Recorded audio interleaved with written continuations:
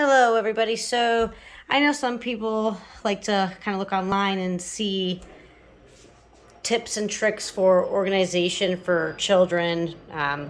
When my son was born, these shelves didn't exist. We actually put these in. This was already here. This was pre-existing, but we're like, oh my gosh, we're gonna definitely need more storage. So we went to Lowe's and and these are brackets. They sell these brackets right in the same aisle as a shelving.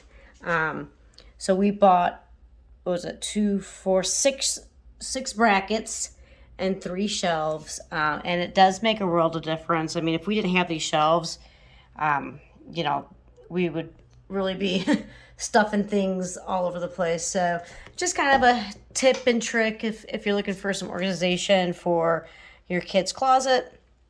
This could be something that's good for you. I think at Lowe's, this costs us a complete three shelves and six brackets cost about, I want to say, $50.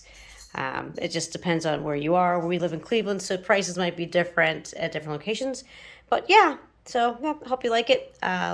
Subscribe to my page, like my video. Thanks, guys. Bye.